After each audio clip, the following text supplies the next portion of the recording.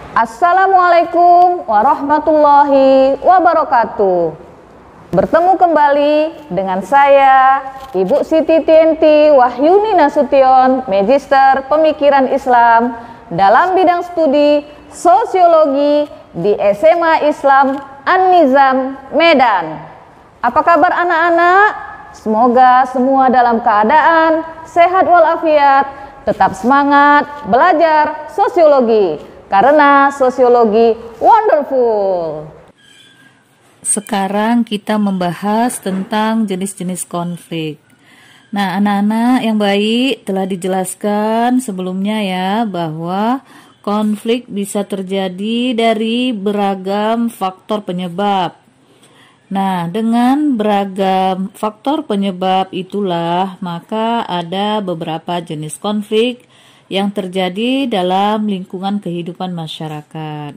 Menurut Suryono Sukanto, konflik memiliki beberapa bentuk sebagai berikut. 1. Konflik pribadi atau individu. Di sini konflik terjadi antara orang per orang. Masalah yang melandasi konflik pribadi atau individu ini adalah masalah pribadi. Konflik ini bisa terjadi jika sejak awal di antara mereka sudah tidak ada rasa simpati dan tidak saling menyukai. Namun bisa juga terjadi pada orang yang sudah lama saling kenal dan menjalin hubungan baik. Dalam perjalanan persahabatan itu terjadi konflik yang tidak bisa disatukan. Kedua, konflik rasial. Konflik rasial adalah pertentangan kelompok ras yang berbeda karena kepentingan dan kebudayaan yang saling bertabrakan. Konflik rasial umumnya terjadi karena salah satu ras merasa sebagai golongan yang paling unggul dan paling sempurna di antara ras lainnya. Yang ketiga, konflik politik. Masalah politik sering mengakibatkan terjadinya konflik di antara masyarakat. Konflik politik merupakan konflik yang menyangkut golongan-golongan dalam masyarakat maupun di antara negara-negara yang berdaulat. Yang keempat, konflik antar kelas sosial. Konflik antar kelas sosial merupakan pertentangan antara dua kelas sosial. Konflik itu terjadi umumnya dipicu oleh perbedaan kepentingan antara kedua golongan tersebut. Yang kelima, konflik internasional. Konflik internasional adalah pertentangan yang melibatkan beberapa kelompok negara atau bisa juga disebut blok karena perbedaan kepentingan. Banyak kasus terjadinya konflik internasional sebenarnya bermula dari konflik dua negara karena masalah politik dan ekonomi. Konflik berkembang menjadi konflik internasional karena masing-masing pihak mencari kawan atau sekutu yang memiliki kesamaan visi atau tujuan terhadap masalah yang dipertentangkan. Berikut adalah konflik antar penganut agama. Dengan dijiwai toleransi dan saling menghormati, kehidupan beragama di Indonesia dapat dikatakan rukun. Meskipun demikian, dalam hubungan antar penganut agama mungkin saja timbul kesalahpahaman karena sikap prasangka negatif dari penganut agama yang satu terhadap yang lain. Nah, inilah beberapa bentuk atau jenis konflik yang dikemukakan oleh Suryono Sukanto.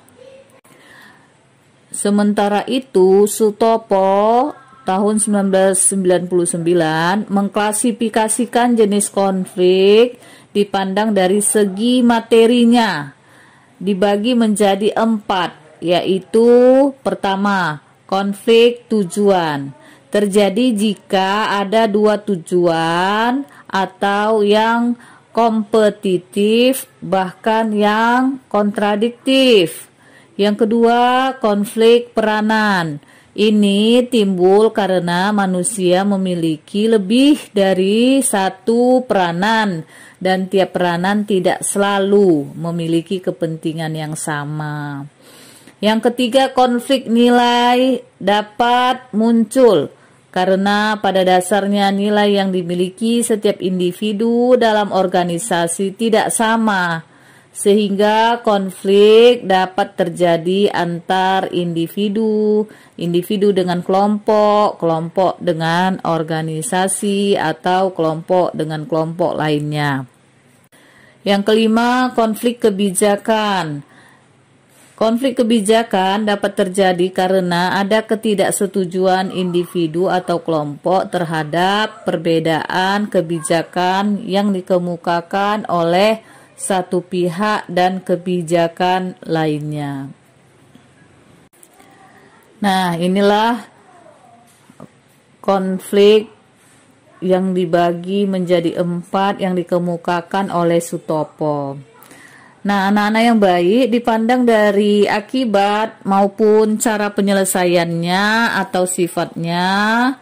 Furman dan McQuaid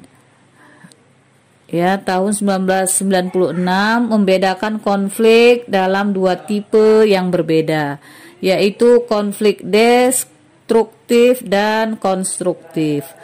Yang pertama, konflik destruktif. Apa itu konflik destruktif? Konflik destruktif merupakan konflik yang muncul karena adanya perasaan tidak senang, rasa benci, dan dendam dari seseorang ataupun kelompok orang.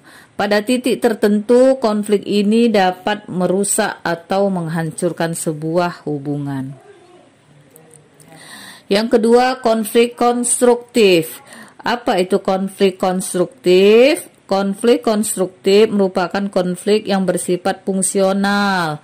Konflik ini muncul karena adanya perbedaan pendapat dari kelompok-kelompok dalam menghadapi suatu permasalahan. Konflik ini menghasilkan konsensus dari perbedaan pendapat menuju sebuah perbaikan. Menurut Dahrendorf, konflik dibedakan menjadi 4 macam, yaitu konflik antara atau dalam peran sosial atau intrapribadi, misalnya antara peranan-peranan dalam keluarga atau profesi. Nah, di sini terjadi konflik peran atau role. Yang kedua, konflik antara kelompok-kelompok sosial atau antar keluarga, antar geng, nah, seperti itu. Nah, berikutnya konflik kelompok terorganisir dan tidak terorganisasi. Misalnya polisi melawan massa.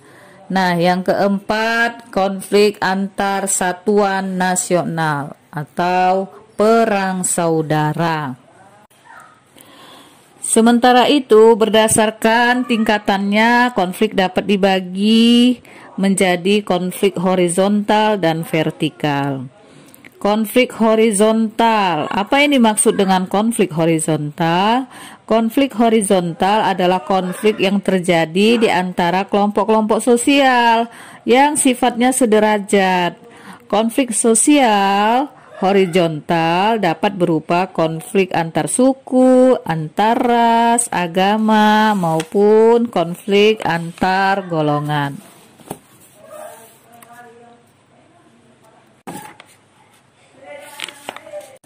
Yang termasuk konflik horizontal, yang pertama, konflik antar suku pada umumnya yang disebabkan oleh primordialisme yang berkembang menjadi etnosentrisme. Contoh, konflik antar suku Dayak dan suku Madura yang terjadi di Sampit, konflik antara suku-suku kecil di Papua. Yang kedua, konflik antar ras pada umumnya disebabkan oleh primordialisme yang berkembang menjadi stereotip. Contoh, sistem politik apartheid di Afrika atau segregasi di Amerika. Nah, yang ketiga, konflik agama. Konflik masalah agama pada umumnya disebabkan oleh primordialisme yang berkembang menjadi fanatisme. Konflik agama dapat berupa konflik intern umat beragama, misalnya konflik antar golongan pemeluk Islam murni dengan golongan Ahmadiyah, maupun konflik antar umat beragama atau ekstern, misalnya konflik masyarakat Ambon pemeluk Islam dengan masyarakat Ambon pemeluk Kristen. Yang keempat, konflik antar golongan, yaitu konflik antar golongan yang umumnya disebabkan oleh semangat in-group yang kuat, sehingga dengan kelompok out-group akan menimbulkan antipati. Contoh, konflik antar pendukung partai tertentu dengan simpatisan partai lain. Nah, yang kedua, konflik vertikal. Konflik vertikal adalah konflik yang terjadi antara lapisan-lapisan di dalam masyarakat. Contoh konflik vertikal adalah sebagai berikut. Pertama, konflik antar kelas atas dengan kelas bawah. Konflik antar kelas atas dengan kelas bawah dapat berupa konflik kolektif dan individual. Konflik kolektif misalnya konflik antara buruh dengan pimpinan perusahaan untuk menuntut kenaikan gaji. Konflik individual misalnya konflik antara pembantu dengan majikan yang berakibat pada kekerasan. Yang kedua, konflik antara pemerintah pusat dengan daerah, misalnya pemberontakan dan gerakan sporadis seperti OPM, GAM, dan Gerakan Papua Merdeka. Nah, yang ketiga, konflik antara orang tua dan anak akan menimbulkan hambatan dalam sosialisasi nilai dan norma dan terkadang menimbulkan kenakalan remaja. Demikian pembelajaran hari ini. Sampai jumpa di video pembelajaran berikutnya. Jangan lupa like, comment, and share video ini. SMA Islam An-Nizam, unggul, cerdas, Islami. Assalamualaikum warahmatullahi wabarakatuh.